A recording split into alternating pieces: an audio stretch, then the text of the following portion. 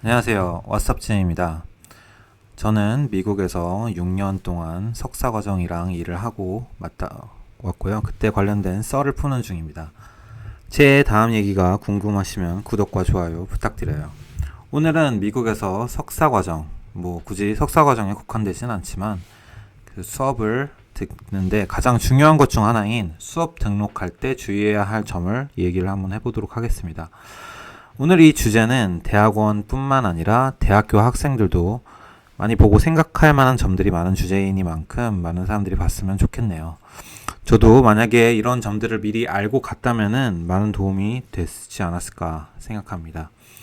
그럼 수업 등록을 하기 전에 뭐 그렇게 생각할 게 많냐라고 생각하실 수 있는데 생각할 점이 정말 많습니다. 그리고 가장 중요한 것 중 하나는 미국 대학교랑 한국 대학교가 등록금이 차이가 많이 나죠. 제가 한국에서 대학교를 다닐 무렵만 해도 공대 기준으로 한 400만 원에서 500만 원 정도 한 학기 학비가 들었던 것 같은데 제가 갔던 대학원, 미국 대학원 기준으로는 풀타임 학비를 하면 한 학기에 한 2만 불 정도, 그때 환율로 한 2천만 원이 넘는 돈이었어요. 지금은 아마 더 오르지 않았을까 싶어요. 2,500에서 3,000 정도 하지 않을까 싶습니다. 환율도 많이 올랐고 학비가 매년 오르는 것으로 알고 있거든요. 물론 항상 하는 말이지만 미국은 주마다 너무 다르고 학교마다 너무 다르기 때문에 일일이 비교할 수는 없겠지만 대체로 제가 알기로 사립학교는 이 정도 들고 공립은 좀 싼 수준이라고 생각하시면 될 것 같습니다. 물론 생활비는 별도죠. 네, 비용에 대해서는 언젠가 따로 영상을 한번 찍어보도록 하겠습니다. 그럼 이렇게 비싸게 돈을 내고 왔는데 그냥 아무 수업이나 들으면 안 되겠죠. 보통 수업이 좋은 수업이냐 안 좋은 수업이냐를 세 가지 기준으로 나눠서 본다고 합니다. 첫 번째, 난이도. 네. 제 기준에서 난이도란 시간을 얼마나 많이 투자해야 되는가에 대한 기준이라고 생각이 됩니다. 대부분 프로그래밍 실습 과목들은 여기에 들어가겠죠. 그 이외에 제가 처음에 미국 대학원을 재료공학과로 갔었는데 난이도가 어렵다고 악명 높은 강의들이 몇 개 있었습니다. 그럼 여기서 또 드는 질문이 난이도는 쉬운 게 좋을까요? 어려운 게 좋을까요? 이거는 사람마다 다를 것 같습니다. 하지만 제가 수업을 몇 개 들으면서 불변의 진리라고 느꼈던 것은 이건 한국에서도 똑같을 것 같은데요. 어려운 과목일수록 더 나중까지 기억에 남는다라는 것이었습니다. 쉬운 과목들은 나중에 뭐 배웠는지 기억도 안 나는 경우가 많아요. 두 번째로는 교수님의 강의력, 교수님이 얼마나 강의를 잘하는지입니다. 결국 우리가 그 비싼 돈을 내고 미국까지 수업을 들으러 온 데에는 물론 졸업 이후에 미국에서 정착하려 하는 의도도 있겠지만 1차적으로는 좋은 교수님들의 명 강의를 들으려고 하는 거 아니겠습니까? 그리고 좋은 학교에 있다고 무조건 강의를 잘하는 거는 아닙니다. 교수님이라고 해서 영어를 다 원어민처럼 하시는 것도 아니고 연구를 잘해서 교수님들이 되신 분들도 계시기 때문에 모든 교수님들이 다 똑같은 강의력을 갖고 있지는 않습니다.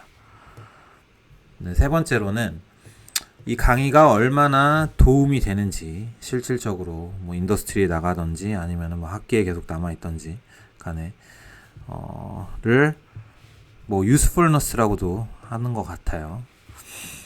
그리고 제가 있던 컴퓨터 사이언스 같은 경우에는 이제 필수적인 과목들이 있죠. 알고리즘이라든지 DB라든지 인터넷 웹 인베디드 운영체제 등 인더스트리에도 중요하게 생각하는 강의들이 있습니다. 제 물리학과의 경우에는 4대 역학이 있고 공대의 경우에도 4대 역학이 있죠. 물론 물리학과의 4대 역학과 공대의 4대 역학은 좀 다르긴 하지만요. 문과는 잘 모릅니다만 미국은 상당히 자율성을 중요시하기 때문에 커리큘럼도 자기가 원하는 거를 듣는 경우가 많습니다.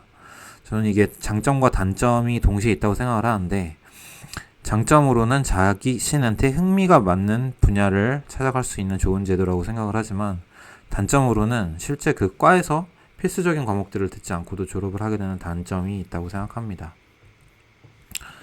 그래서 이 세 가지 항목들을 모두 갖춰 있는 수업을 좋은 강의, 명강의라고 저는 개인적으로 생각을 하고, 그리고 이런 세 가지가 모두 갖춰져 있다고 하면은 여지없이 사람들이 엄청나게 몰립니다.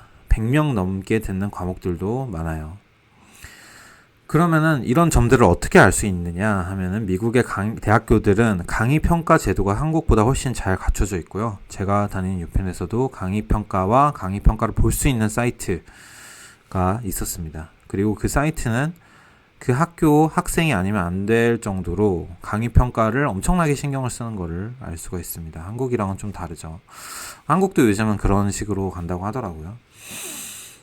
조금 주제에 벗어나는 얘기긴 하지만 한국 대학들은 미국 대학들보다 등록금이 재정에서 차지하는 비율이 좀 더 낮기 때문에 그런 게 아닐까 생각을 합니다. 웬만한 미국 대학교에서는 이런 강의 평가 시스템이 잘 갖춰져 있을 터이니 이를 잘 활용을 하시길 바라고요.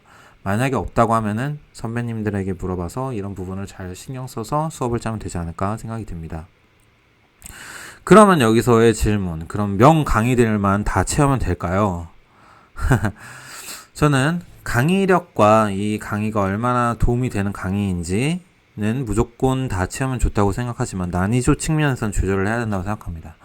쉽게 말해서 interesting 한가와 usefulness는 무조건 높을수록 좋지만 easiness 측면에서는 여러 강의들을 조절을 해야 된다고 말씀을 드리고 싶습니다. 앞전에 말했던 어려운 강의를 들어야지 기억에 남는다는 말을 번복하고 싶은 건 아니라 실질적으로 어려운 강의를 여러 개 듣는 경우에 시간적으로 부족해질 수 있기 때문에 조절을 잘 하시라는 말을 드리고 싶습니다. 그리고 어려운 강의 어려움 정도도 사람마다 차이가 있기 때문에 그것을 잘 파악해야 된다고 생각합니다. 일례로 제가 재료공학과에서 공부를 하던 중에 보통 사람들은 가을 학기에 입학을 많이 하는데 봄 학기로 입학한 친구가 한 명 있었거든요. 그리고 저는 러셀 TV에서도 말했는데 저랑 같이 입학한 석사과정 코호트들이 다 중국인들이라 가지고 그 친구는 이제 터키애였어서 그 친구랑 같이 어울려서 공부를 했었는데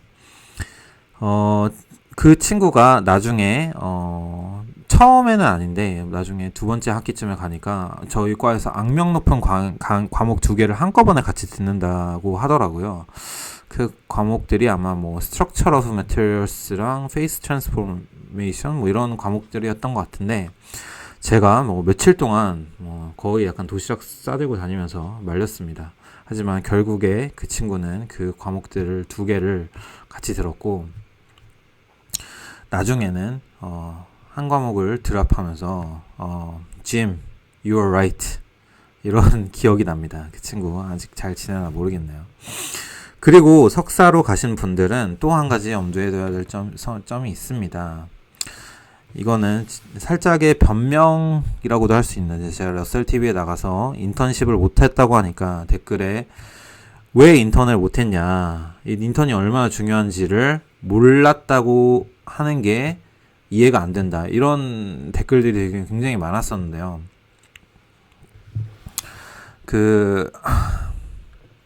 근데 실제로 이렇게 비싼 돈을 들여서 수업을 들으면서 그 과목이 어렵기까지 하면은 인턴을 알아보고 지원하고 인터뷰를 보고 하는 그런 프로세스를 하는 여유가 생기기가 쉽지가 않습니다. 저는 또 게다가 한국에서 학사를 하고 석사를 미국으로 온 케이스라서요. 그리고 석사로 오는 경우는 실질적으로 여름방학이 한 번이죠. 그 인턴 자리는 거의 학교를 시작할 때부터 지원을 해야지 들어갈 수 있는 그런 자리입니다. 예를 들어서 막 구글이나 아마존, 엔비디아 같이 그런 좋은 기업이면은 석사 과정을 시작하면서 그런 인터뷰를 보러 다녀야 되는 거예요. 쉽지 않죠. 네. 그리고 막 인터뷰도 막 1박 2일 뭐 이렇게 보는 데들도 있고 막 뭐 예를 들어서 뭐 본사가 캘리포니아에 있으면은 비행기 타고 가가지고 봐야 되는 경우도 있고요. 뭐 4차, 5차까지 보는 경우들도 많고 코딩 테스트도 준비해야 되죠. 쉽게 말해서 한국에서 이런 사항들을 다 알고 가지 않으면은 쉽지가 않다라는 말씀을 드리고 싶었습니다. 자, 그러면 이제 여기까지 미국 석사 또는 학사를 하면서 생각해야 될 점에 대해서 말씀을 드렸는데 저의 케이스를 조금 설명을 해 드리자면은, 결론부터 말씀드리자면은, 저는 그냥 학교의 OPS에서 추천해주는 수업들을 등록을 했습니다. 지금 생각해보면 조금 어이없는 상황이었는데, 그때 당시에 저는 조금 자신감이 없었거든요. 물리학과에서 재료공학과로 과를 바꿨기도 하고, 이제 미국에서 처음 와가지고 듣는 거기 때문에 내가 잘할 수 있을까라는 의문점도 좀 있었고요. 석사 과정에서 총 10개의 과목을 듣는데, 보통 한 학기에 3개의 과목을 듣기 때문에 3개의 과목을 들었는데, 이제 수학, 매스 관련된 과목이랑 Fundamental of Material Science 그리고 Electronic Property of Material 이렇게 세 개의 과목을 들었습니다. 그리고 위의 기준에서 평가를 하자면은 가장 좋았던 강의는 제 기준에서는 Electronic Property of Materials였고 명강의라고 생각을 합니다. 하지만 현재 프로그래머를 하는 데는 전혀 사용을 하지 않기 때문에 usefulness에서는 좀 떨어진다고 볼 수 있겠네요. 제가 만약에 전기 재료나 반도체를 하는 그런 연구실을 가거나 아니면은 그런 기업으로 갔으면은 엄청난 도움이 됐을 거라고 생각합니다. 그리고 나머지 2개 강의에 대해서 조금 얘기를 해드리자면은 수학 관련된 강의는 어떤 폴란드 교수님이셨는데 그 폴란드 억양이 너무 세셔가지고 도저히 알아들을 수가 없었어요. 근데 족보가 있었기 때문에 모든 학생들이 그 족보를 보고서 약간 뭐 좀 그렇게 어렵지 않게 점수를 받는 그런 과목들이었습니다. 그리고 마지막으로 Fundamental of Material Science는 그럭저럭 괜찮은 강의였지만 그렇게 어렵지도 않고 재료공학을 가는데 개론이기 때문에 usefulness에서 좋은 그런 과목이긴 하지만 제 기준에서는 남는 게 그렇게 크진 않았다고 볼 수 있을 것 같습니다. 뭐 결과론적으로 보면은 뭐 잘 추천해 줬다 라고도 생각을 할 수도 있었을 것 같은데 만족스러웠냐 하면은 저는 그렇게 만족스럽진 않았었던 것 같아요. 제 기준에서 보면은 Electronic Property of Material을 빼면은 그다지 만족스럽진 않았던 강의였던 걸로 기억합니다. 그러면은 학점은 잘 나왔냐 하면은 그렇게 잘 나오지도 않았습니다. 올 A를 받지도 못했고요. 저는 좀 약간 고집이 있어가지고 올 A보다는 진심으로 공부를 하면서 배움을 하고자 해서 좀 약간 쓸데없는 고집이 있어가지고 족보가 있음에도 굳이 족보를 찾으려고도 안 하고 지금 생각해보면 좀 어이없었죠. 네, 그리고 코호트가 아까 말씀드렸듯이 다 중국인들밖에 없었기 때문에 같이 공부를 할 사람도 없었고요. 그리고 또 리서치에 대한 그런 욕심도 있었기 때문에 연구실에서 연구도 진행을 하였고, 그리고 처음 미국에 갔기 때문에 좀 여러 가지 다양한 것들을 좀 즐기려고 했었어요. 뭐 유럽에서 온 교환학생들이랑 어울려가지고 여행도 한 번씩 갔었고, 뭐 봉사활동을 하면서 막 아이들한테 막 수학도 가르치고 테니스 동아리도 했었고요. 저는 MBTI가 E이기 때문에 한국인들과 외국인들 모두 다 잘 어울리려고 노력했었는데 재료공학과에서 다녔을 때는 그게 좀 힘들었던 것 같아요. 일단 무엇보다도 같이 공부하는 사람이 없었던 게 좀 힘들었던 것 같습니다. 네, 오늘은 좀 내용이 많았죠. 이렇게 중요하다고 생각하는 얘기를 좀 해봤습니다.